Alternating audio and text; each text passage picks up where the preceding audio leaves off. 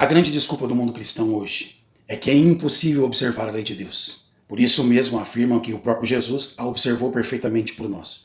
Sendo assim, agora não mais precisamos nos preocupar com isso, porque agora vivemos pela graça. Será isso verdade? A verdade é que o problema reside na compreensão errada do papel da lei.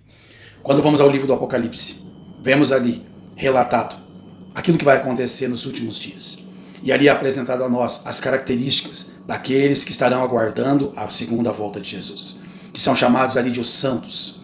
Esses, como diz ali o capítulo 12, verso 17, e o capítulo 14, verso 12, dizem ali que eles têm duas características. Eles observam, eles guardam os mandamentos de Deus e têm a fé em Jesus.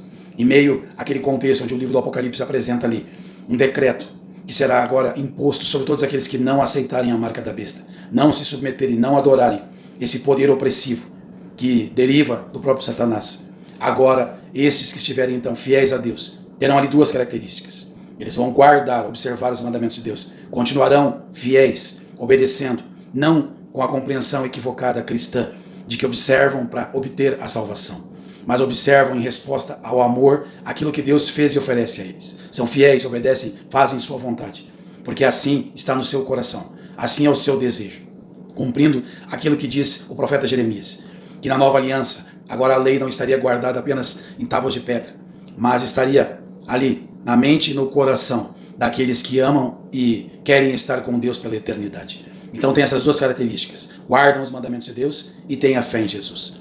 Mas eu volto a dizer, o problema se encontra, reside na compreensão equivocada da lei de Deus. E aí nós vamos para o livro de Romanos, onde o apóstolo Paulo traz para nós ali alguma luz com relação a isso. Quando lemos, por exemplo, Romanos capítulo 3, verso 20, Paulo diz assim: em razão de que pela lei vem o pleno conhecimento do pecado. Paulo aqui diz que é através da lei que agora eu vou conseguir compreender o que é pecado.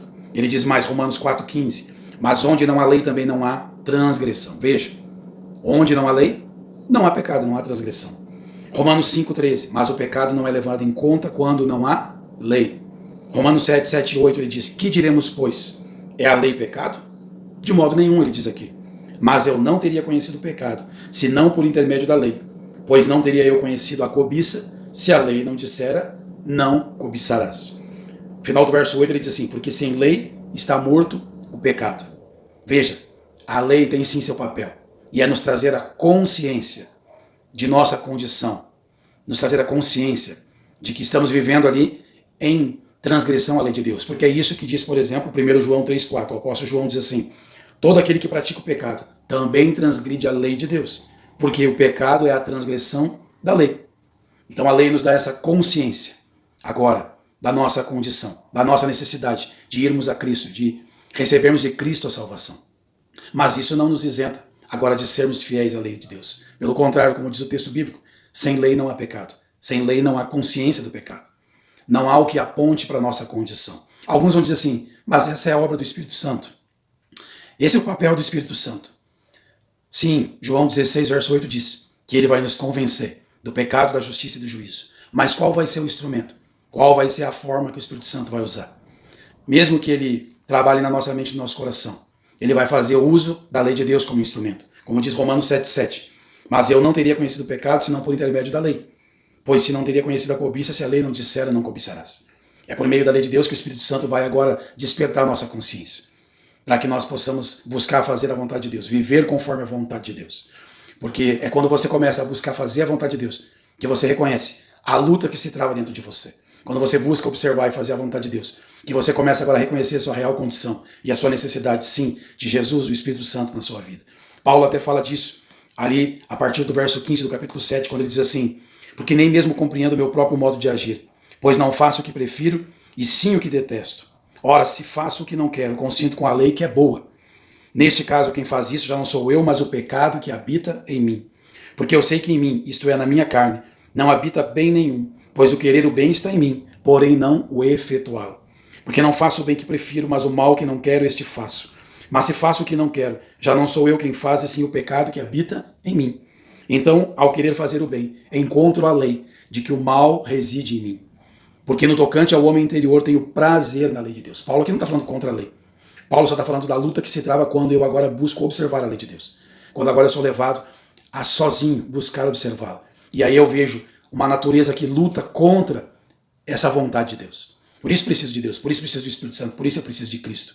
Mas isso não me isenta de observar, de praticar aquilo que Deus colocou ali, sim, como orientações, para que possamos viver uma vida santa e conforme a vontade dele. Paulo ele continua dizendo assim no verso 7 do capítulo 8. Por isso o pendor da carne é inimizade contra Deus, pois não está sujeito à lei de Deus, nem mesmo pode estar. Portanto, os que estão na carne não podem agradar a Deus. Sim, é obra do Espírito Santo operar em nós uma transformação.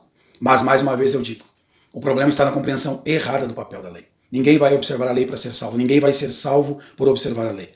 Mas Tiago disse que aquele que transgride um dos 10 mandamentos se torna culpado de todos. Ou seja, nós vamos ser julgados, ele diz lá, pela lei de Deus, pela lei da liberdade. Sim, porque Deus vai usar ela como um critério para avaliar as nossas condutas, os nossos atos. Então não seremos salvos por observá-la, porque não podemos fazer nada daquilo que Cristo já fez por nós. Mas, sim, devemos observá-la como uma resposta de amor. Devemos sim observá-la, buscando então fazer a vontade de Deus e ser encontrado naquele dia entre aqueles que vão estar fiéis a Ele, em tudo aquilo que Ele coloca.